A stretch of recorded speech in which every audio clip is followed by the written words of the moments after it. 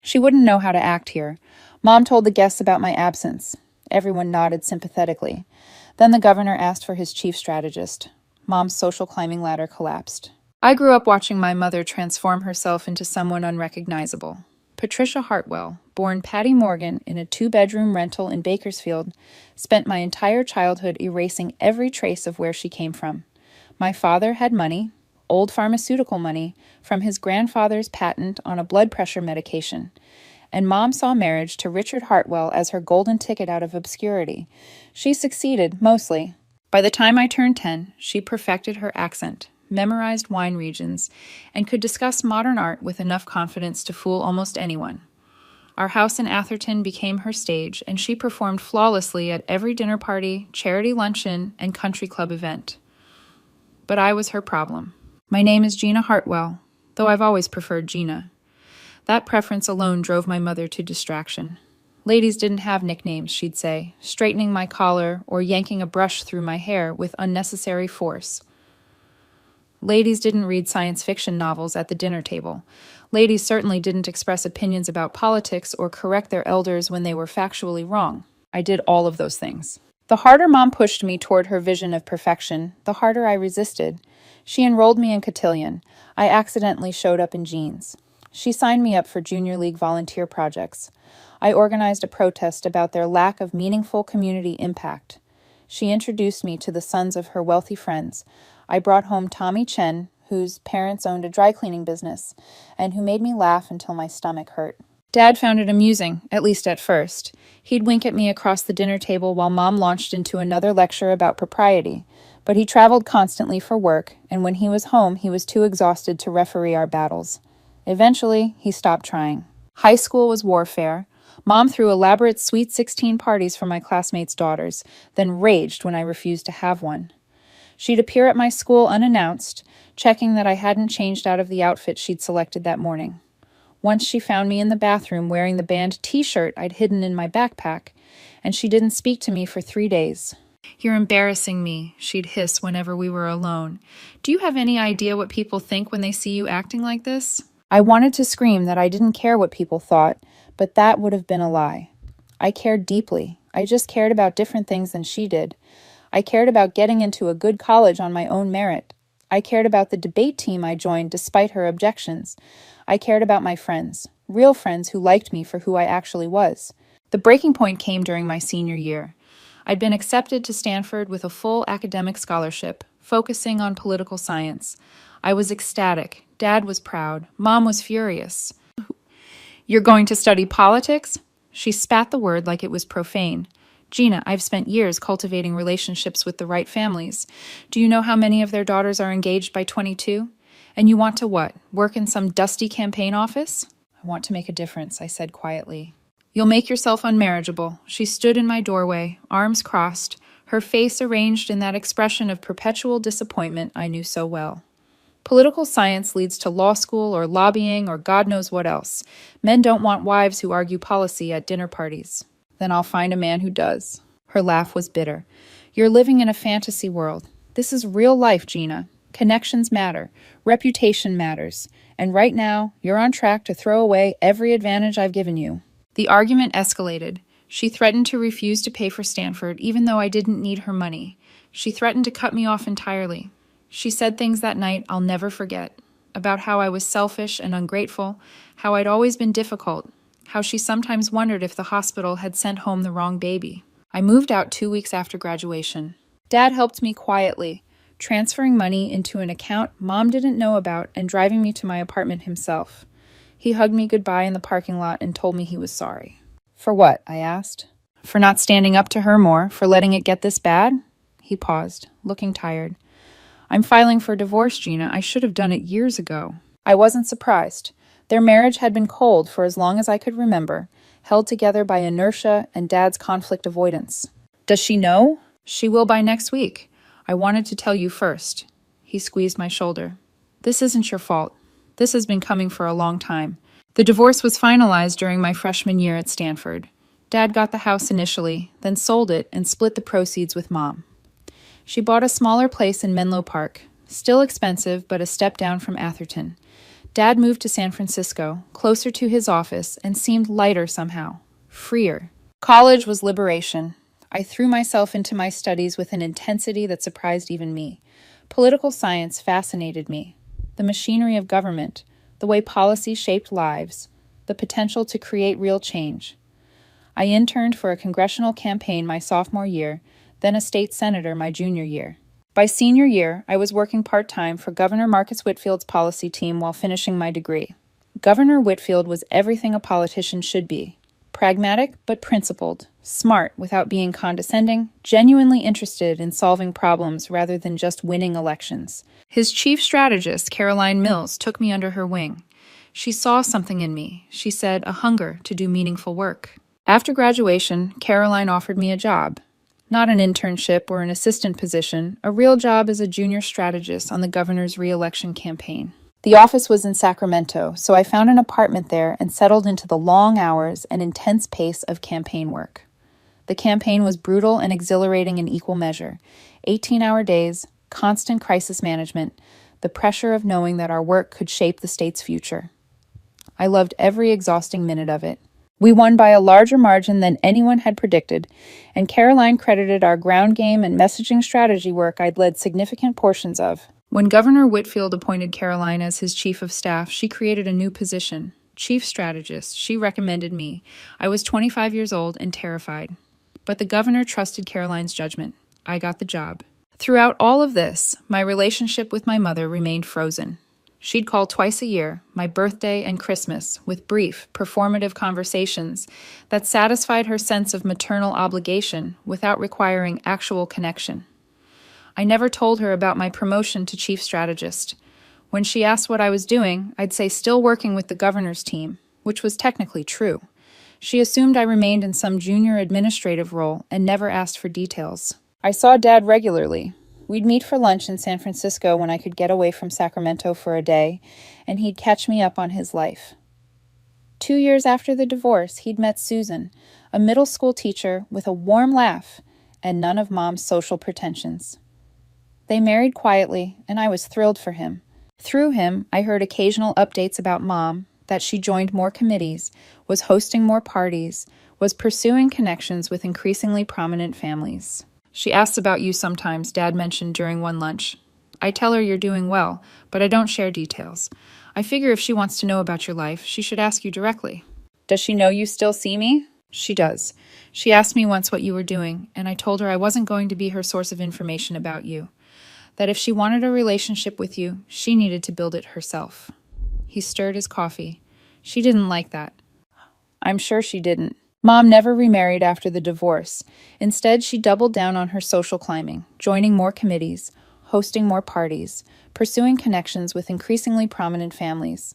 Dad told me she'd become obsessed with a particular circle, the kind of old-money California elite who summered in Napa and wintered in Palm Springs.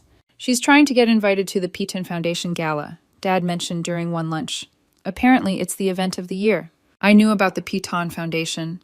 They funded arts education across the state, and Governor Whitfield was a major supporter. In fact, he was the keynote speaker at this year's gala. A terrible, wonderful idea began forming in my mind. The gala was 3 months away. I mentioned to the governor that my mother had expressed interest in attending. Would there be any way to secure her an invitation? He was surprised. I rarely mentioned my family, but he quickly made it happen. The foundation was eager to accommodate any request from the governor's office. The invitation arrived at Mom's house in an elegant cream envelope. She called me for the first time in months, her voice bright with excitement. Gina, I received the most wonderful surprise today, an invitation to the Piton Gala. Several of my committee friends must have suggested me for the guest list. This is incredible. I didn't correct her assumption about how the invitation materialized. That's great, Mom. It should be a lovely event. You should see the venue. It's at the Belmont Estate. Black tie, of course. The Hendersons will be there, and the Ashfords, and I heard even some people from the governor's inner circle might attend. She paused. Will you be there? I'm working the event, I said carefully. Security protocols and logistics, that kind of thing. Behind the scenes. I could hear her disappointment that I wouldn't be visible as a guest. Wouldn't be someone she could show off. Oh, well, I suppose someone has to handle those details. I'll tell people you're there in an official capacity if anyone asks. Sure, Mom. I didn't mention that I'd been the one who arranged her invitation, letting her believe her social maneuvering had finally paid off. The next 3 months involved careful planning. I coordinated with the Foundation's event organizer, a sharp woman named Diane, who understood immediately what I needed. The seating chart positioned my mother at a prestigious table, not the governor's main table, but close enough to be noticed, close enough to feel important. I also made sure Mom had no idea I'd been promoted. When she asked what I was doing these days, I was vague. Still working with the governor's team was technically true. She assumed I was still in some junior position, probably coordinating calendars or taking notes in meetings. During those 3 months, Mom called me more frequently than she had in years. Each conversation followed the same pattern. She'd mention the gala casually, then spend 20 minutes detailing her preparations, the dress she'd ordered from a boutique in San Francisco, the shoes she'd found after visiting 4 different stores, the hairstylist she booked, someone who apparently styled hair for several prominent socialites. Jennifer Ashford, you remember I've mentioned her before, told me her entire table will be people from the peninsula, Mom said during one call. Can you imagine? I'll be dining with the Vandermeers and the Callahans. These are families who've been in California since the gold rush, Gina. I made noncommittal sounds while reviewing policy briefs on my computer. The irony wasn't lost on me. She was more excited about sitting near wealthy strangers than she'd ever been about my actual accomplishments. I've been practicing conversation topics, she continued. Current events, but nothing too political. Art exhibitions, travel destinations, that sort of thing. Diane mentioned that the Foundation board includes several museum curators and gallery owners. Sounds like you're very prepared, I said, keeping my voice neutral. I have to be. First impressions matter so much in these circles. One wrong comment, one social misstep, and you're labeled as someone who doesn't belong. Her voice dropped slightly. I've worked too hard to risk that. After we hung up, I sat at my desk for a long moment, staring at my phone. Part of me felt guilty for what I was planning.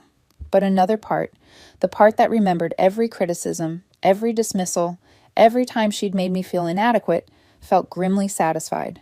Caroline noticed my distraction during a strategy meeting 2 weeks before the gala. After everyone else filed out of the conference room, she stayed behind. You've seemed off lately, she said. Everything okay? I debated how much to tell her. Caroline had become more than a boss over the years. She was a mentor and a friend. My mother will be at the P10 Gala. Ah, Caroline's expression shifted to understanding. The mother you never talk about. We have a complicated history. She spent years dismissing what I do, treating my career like it's something embarrassing, and now she's thrilled to attend this event because of the social connections, not because she understands or values the Foundation's work. And she doesn't know about your promotion. No. Caroline leaned back in her chair, studying me. So she's going to find out in front of everyone when the governor introduces you. That's the idea. How do you think she'll react? I thought about this question constantly. Publicly, she'll try to save face, probably claim she knew all along. Privately, I honestly don't know. She might double down on her criticism, find some way to diminish what I've achieved, or maybe, possibly, it'll force her to see things differently. And which outcome are you hoping for? The question caught me off guard. I'd been so focused on the plan itself that I hadn't fully examined my motivations. I want her to feel what I felt. All those times she made me feel small and insufficient. I want her to understand the weight of that. That's fair, Caroline said carefully. But Gina, revenge has a way of feeling less satisfying than we expect. Make sure you know what you're really hoping to accomplish here. Her words stayed with me. Was this about making Mom feel small, or about proving to myself that I didn't need her approval? Was I trying to hurt her, or free myself from caring whether she was proud of me? I didn't have clear answers, but the plan was already in motion. The week before the gala, I visited Dad and Susan for dinner. Over Susan's excellent lasagna, I explained my plan. Dad was quiet for a long moment. That's quite the scheme. Is it too much? I asked, suddenly uncertain. Susan reached across the table and squeezed my hand. Honey, I've only met your mother twice, but both times she spent 20 minutes explaining why I wasn't good enough for your father. She told me teachers were noble, but ultimately unimpressive at a dinner party. Her smile was gentle, but her eyes were steel. Sometimes people need to face exactly who they've become. Dad sighed. Your mother has created a prison for herself, Gina. She's so obsessed with appearing successful that she's forgotten how to be a real person. Maybe this will wake her up. The night of the gala arrived. I spent the afternoon at the Belmont estate, ostensibly checking security arrangements, but really making sure every detail was perfect. The ballroom glittered with crystal chandeliers. Round tables draped in ivory linen circled a small stage where the governor would speak. Everything was elegant and expensive, exactly the kind of event my mother had dreamed of attending her entire life. Guests began arriving at 7. I watched from a balcony overlooking the entrance as they swept in, wearing designer gowns and tuxedos, air-kissing and laughing. My mother arrived alone, wearing a silver dress that probably cost more than my monthly rent.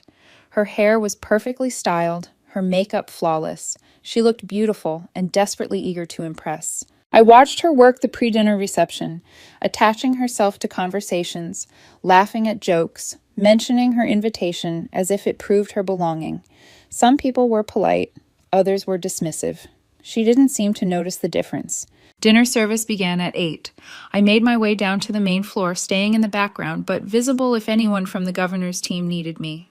I wore a simple black dress, professional, but not attention-seeking. As the salad course was served, I saw Mom at her table. She was speaking animatedly to the woman beside her, probably sharing some carefully constructed story about her life.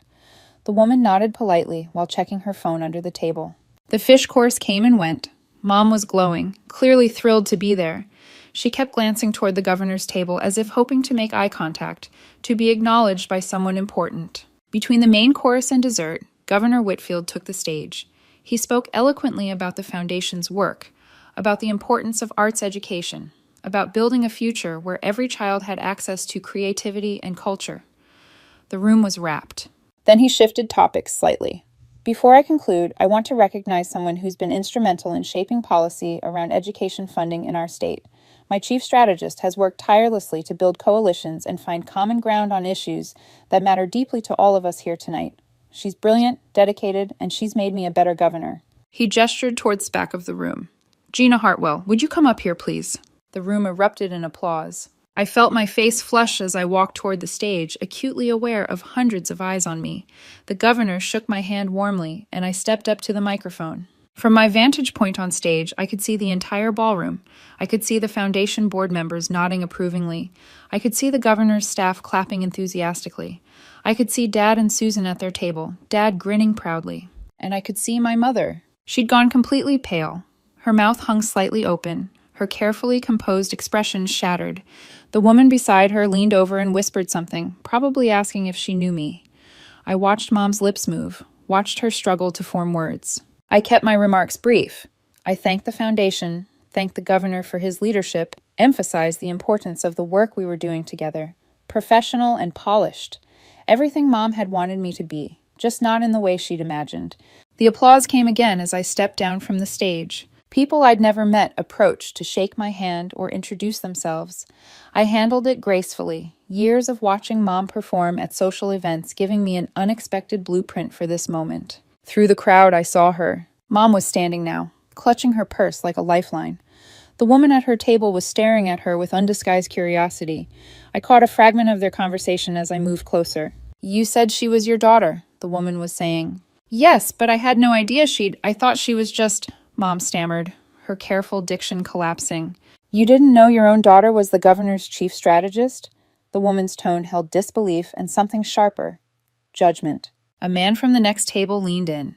I recognized him. Stephen Henderson, one of Mom's targets for social climbing. "Patricia, you told us she was working in some administrative role. You said she wouldn't even be attending tonight because she wasn't important enough to be on the guest list." My stomach twisted. So that's what she told people. Mom's face had gone from pale to bright red. I must have misunderstood her position.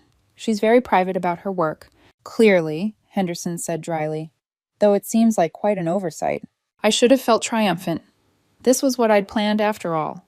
The perfect exposure of Mom's superficiality and her willingness to diminish me for the sake of her social games. But standing there, watching her crumble in front of strangers who'd never really cared about her anyway, I felt something more complicated. Governor Whitfield appeared at my elbow. "That was well done," he said quietly, "though I sense there's a story here." That's my mother," I said, nodding toward her. "We're not close." His expression shifted to understanding. "Ah, the family connections you never mention." He studied me for a moment. "Do you need a minute?" "Actually, would you mind being introduced to her? I think it might help." He raised an eyebrow, but nodded. We crossed the ballroom together, the crowd parting slightly. Mom saw us coming and froze, her eyes wide. Governor Whitfield, I said formally. I'd like to introduce you to my mother, Patricia Hartwell. Mom, this is Governor Marcus Whitfield. The governor extended his hand, and Mom took it automatically, her social training overriding her shock. Mrs. Hartwell, it's a pleasure. Your daughter is one of the most talented people I've ever worked with. You must be very proud. Mom's mouth opened and closed silently. The people at her table were watching avidly. Of course, yes, very proud, she finally managed. She gets her work ethic from somewhere, the governor continued, and I almost laughed at the irony. You've raised an exceptional young woman. Thank you, Mom whispered. The governor excused himself gracefully, leaving us standing there. The silence stretched between us, years of conflict and disappointment crystallizing in this single moment. Henderson approached before either of us could speak. His wife Margaret was with him, both wearing expressions of barely concealed amusement. Patricia, what a surprise this must be for you, Margaret said, her tone dripping with false sympathy. To discover your daughter has been the chief strategist all this time, you really had no idea. Mom's jaw tightened. Gina is very private about her professional life. How modest of her, Henderson added. Though I must say, it does seem unusual that a mother wouldn't know about such a significant promotion. When our son made partner at his firm, we knew about it before the ink dried on the paperwork. I could see Mom struggling, trapped between her impulse to maintain appearances and the reality of being caught in her dismissal of me. The other people from her table had drifted over, forming a small audience for her humiliation. Perhaps you were too busy with your committee work to keep up with Gina's career, another woman suggested, though her eyes gleamed with malice. This was Jennifer Ashford, someone Mom had mentioned repeatedly as a key connection. My daughter and I have different communication styles, Mom said, her voice strained. We don't always discuss every detail of our professional lives. But surely something like becoming the governor's chief strategist is more than a detail, Jennifer pressed. That's quite a prestigious position for someone so young. You must have been instrumental in guiding her career. The implication was clear. Either Mom was lying about not knowing, or she was so disconnected from her daughter that she'd missed something this significant. Either way, she looked foolish. I should go, Mom said abruptly, clutching her purse. I have an early morning tomorrow. But dessert hasn't been served yet, Margaret protested, though her smile suggested she was enjoying Mom's discomfort far too much to want it to end. I'm afraid I'm not feeling well. Mom's face had gone from red to ashen. She looked at me, and for just a moment I saw past her embarrassment to something deeper. Pain, real raw pain. That's when the satisfaction I'd been feeling curdled into something else. These people weren't confronting Mom because they cared about honesty or family relationships. They were enjoying her downfall because it elevated them, gave them gossip to share, confirmed their superiority. You knew, she finally said. You knew I'd be here. I arranged for your invitation. Her expression shifted through confusion, hurt, and finally understanding. To humiliate me. To show you, I corrected. To show you exactly what you've been dismissing and belittling for years. Gina, you told people I didn't know how to act at events like this. You said I wasn't important enough to be invited as a guest. You've spent years treating my career like an embarrassment while simultaneously trying to use my connection to the governor for your own social benefit. My voice was quiet but firm. You never once asked me about my actual job. You never asked if I was happy or fulfilled or proud of what I'd accomplished. Tears were forming in her eyes, smudging her carefully applied mascara. I thought you were wasting your potential. My potential for what? Marrying well? Hosting dinner parties? Becoming you? The words landed like a physical blow. She flinched. I became exactly what you wanted, I continued. Successful, respected, connected to powerful people. I just did it my own way, on my own terms. And that was unforgivable to you, because it meant you couldn't take credit for it. That's not, she stopped, swallowed hard. That's not entirely fair. Isn't it? Around us, the party continued. Dessert was being served. String music played softly. People laughed and talked and performed their own versions of success. We stood in the middle of it all, finally being honest with each other. I wanted you to have an easier life than I did, Mom said finally. I came from nothing, Gina. Nothing. And I clawed my way into this world because I thought it would make me happy. I thought if you could just start here, where I ended up, you'd have everything. But I didn't want what you wanted, I said gently. I never did. I know that now. She looked around the ballroom at the people who'd watched her unravel. This is what I've been chasing my whole life. This moment, this room, these people. And it feels completely hollow. Something in her voice made me pause. She looked smaller suddenly, less formidable. Just a woman in an expensive dress who built her entire identity on the approval of strangers. "What did you tell people about why I wasn't here tonight?" I asked when she thought I wasn't coming as a guest. She had the grace to look ashamed. "I said you wouldn't know how to act in this environment, that you were more comfortable in casual settings." She met my eyes. "I was protecting myself. I thought if I framed it first, if I made it seem like my choice to exclude you, then people wouldn't think less of me for having a daughter who didn't fit in." "But I do fit in," I said. "I just fit in as myself, not as an extension of you."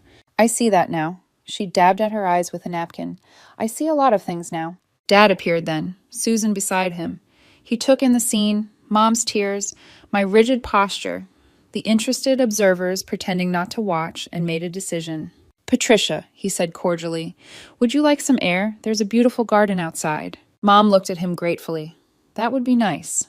The four of us walked out to the terrace together. The night air was cool and welcome after the stuffy ballroom. We stood there in awkward silence until Susan, bless her, spoke up. "Patricia, I know we don't know each other well, but I've learned something important as a teacher. Sometimes our children become exactly who they're meant to be, despite our best efforts to shape them. And sometimes that's the greatest gift we can give them, the freedom to surprise us." Mom nodded slowly. "Your daughter is remarkable," she said to me. "Clearly she always has been. I just couldn't see it because I was too busy trying to make her into something she wasn't." I'm not remarkable," I said. "I'm just me." "That's what makes you remarkable." Mom twisted the napkin in her hands. "I don't expect you to forgive me. I know I've said and done terrible things, but watching you up there tonight, seeing how respected you are, hearing the governor talk about you that way, I felt proud and ashamed in equal measure." "Why ashamed?" "Because I've missed it all. Your successes, your growth, the person you've become. I've been so focused on maintaining an image that I lost sight of reality." She looked at Dad. "I lost sight of everything that actually mattered." Dad's expression was complicated, sympathy mixed with a memory of old hurts. "You did," he agreed. "But maybe it's not too late to change that." "I'd like to try," Mom said, looking at me, "if you'd be willing." I thought about all the years of conflict, the criticisms and disappointments, the way she'd made me feel like I was never enough. I thought about the anger I'd carried, the satisfaction I'd felt planning this evening. But I also thought about what I'd seen on stage. Not triumph, but sadness. A woman who'd built her entire life on a foundation of other people's opinions, watching it crumble because she'd never learned to value what was real. "We can have coffee," I said finally. "Just the two of us. We can talk about what a real relationship might look like." Her smile was tentative and genuine. "I'd like that very much. But Mom, you need to understand something. I'm not going to apologize for who I am or the choices I've made. And I need you to stop trying to use my career for social currency. If we're going to have a relationship, it has to be real." "Real?" she repeated, testing the word.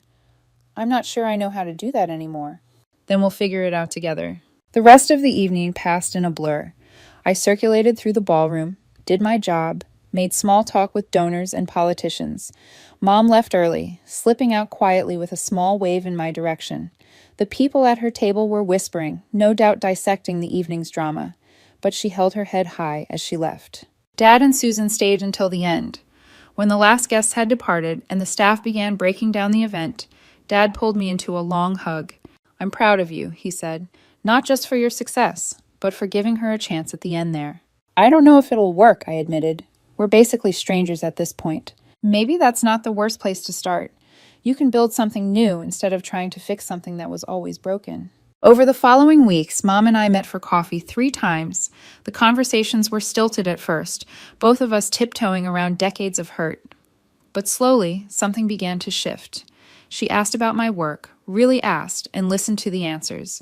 She told me about her childhood, the poverty and instability that had driven her obsession with security and status. We didn't resolve everything. You can't undo years of damage in a few conversations, but we made a start. At our 4th coffee meeting, she brought a photo album. "I thought you might want to see these pictures from when you were little, before everything got so complicated between us." I flipped through the pages. There I was at age 3, covered in mud and grinning. At 5, dressed as a scientist for Halloween. At 7, accepting a spelling bee trophy with a gap-toothed smile.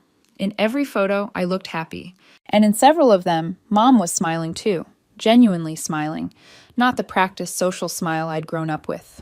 "You are such a joyful child," she said softly, "curious about everything. I loved that about you." What changed? I did. As you got older and started developing your own opinions, your own path, I panicked. I thought if you didn't follow the script I created, you'd end up struggling like I had. So I tried to force you into a mold that made sense to me. She touched one of the photos. I didn't realize I was crushing exactly what made you special. I fought you pretty hard, I said. I admit it. You did, and thank God for that. If you hadn't pushed back, you might have ended up as miserable as I was. Beautiful on the surface and hollow underneath. It was the most honest she'd ever been with me. We sat there in the coffee shop, the album between us, and I felt something loosen in my chest. Not forgiveness, not yet, but the possibility of it. 3 months later, Mom called with an unexpected request. She'd been asked to speak at a women's networking event about building a career later in life. Would you help me prepare? What are you going to talk about? I asked. The truth, about how I spent years chasing the wrong things and what I'm doing to change that. She paused. I've started volunteering at a literacy nonprofit teaching adults to read. It's humbling and difficult and completely different from anything I've done before. That's wonderful, Mom. It's real, she said. For the first time in decades, I'm doing something real. The event was small, held in a community center rather than a fancy ballroom. I sat in the back and listened to my mother tell 50 women about her mistakes, about building a life based on appearances, about losing her family in pursuit of status, about the wake-up call she'd experienced when her daughter's success forced her to confront her own emptiness. She was nervous, stumbling over words occasionally, nothing like the polished performer I'd grown up watching. But she was authentic, raw, human. After she finished, several women approached her with their own stories. I watched her listen to each one. Really listen, offering empathy instead of advice or judgment. She learned something after all. When the crowd dispersed, she found me by the coffee station. How did I do? You were brave, I said honestly. That couldn't have been easy. It wasn't, but it felt good, important. She smiled and it reached her eyes. Thank you for helping me prepare and for coming. Of course. We walked out together into the cool evening. Her car was parked next to mine. Before we separated, she pulled something from her purse, a small wrapped box. What's this? Open it. Inside was a delicate silver bracelet engraved with coordinates. I looked at her questioningly. The location where you gave your speech at the Piton Gala. The night everything changed. Her eyes were wet. I want to remember where I finally saw you clearly. I slipped the bracelet on, the metal cool against my skin. It's beautiful. You're beautiful, Gina, inside and out, and I'm sorry it took me so long to tell you that. We hugged there in the parking lot, and for the first time in years, it didn't feel awkward or forced. It felt like something new beginning, something neither of us could have predicted. The revenge I'd planned had been elegant and effective. I'd exposed my mother's superficiality in front of exactly the people whose opinions she valued most. I'd proven that I'd succeeded beyond her narrow vision of success. I'd made her face the consequences of years of dismissal and criticism, but the unexpected outcome was better than revenge. We'd both been changed by that night. Me by choosing grace over pure triumph. Her by finally confronting the emptiness of the life she built. Governor Whitfield asked me about it once, months later. We were prepping for a campaign event, and he mentioned he'd heard my mother had become a regular volunteer at the Literacy Center. How did that transformation happen? He asked. I thought about the gala, about the look on Mom's face when her carefully constructed world collapsed, about the coffee meetings and difficult conversations, about the photo album and the bracelet. Sometimes people need to see themselves clearly, I said, even if the mirror isn't kind. And you were that mirror. I was, but I chose not to shatter her completely. I left her with the pieces so she could rebuild something better. He nodded approvingly. That's real leadership, Gina. Knowing when to show strength and when to show mercy. A year after the gala, Dad called to tell me Mom was dating someone. A retired public defender she'd met through her volunteer work. He was kind and down to earth. Nothing like the wealthy social climbers she'd pursued for decades. She seems happy, Dad said. Actually happy, not performing happiness. Good for her. She asks about you all the time. Wants to know about your projects, your life. She's reading books about political strategy so she can understand your work better. I smiled at that image. Mom, who'd once dismissed my career as unmarriageable, studying campaign tactics. We're having dinner next week, I told him. Just the two of us. That's great, honey. Really great. The dinner was at a small Italian place. Nothing fancy. Mom arrived wearing jeans and a simple sweater. I couldn't remember the last time I'd seen her in casual clothes. We ordered wine and pasta and talked about everything. her volunteer work, my latest project at the governor's office, her new relationship, my complicated feelings about potentially running for office myself someday. You'd be brilliant at it, she said. You have integrity and intelligence, and you actually care about making things better. You sound like you approve. I do, completely. She reached across the table and squeezed my hand. I know I don't say this enough, but I'm so proud of who you've become, Gina. Not because of your title or your connections, but because you're genuinely good at what you do, and you're doing it for the right reasons. That means a lot, Mom. I mean it. Her eyes were serious. And I'm grateful you gave me a second chance. I didn't deserve it, but you gave it to me anyway. Everyone deserves a chance to grow, I said, even when they've hurt us. We finished dinner and walked out into the mild evening. She hugged me goodbye, and I felt the last of my old anger finally release its grip. The revenge I'd planned had been perfect on paper. Expose Mom's shallowness, prove my worth, watch her social climbing ladder collapse beneath her. I'd succeeded in all those things. But the real victory was this. We'd both become better people. She'd learned that authenticity was worth more than appearances. I'd learned that grace could be more powerful than revenge. Sometimes the best payback isn't destruction. It's transformation. Not just of the person who hurt you, but of the entire relationship. It's choosing to build something new from the wreckage instead of just walking away. Mom still has her moments. Sometimes I catch glimpses of her old self, the woman obsessed with status and appearances, but she catches herself now, laughs at her own impulses, and chooses differently. And I've learned to see her as fully human.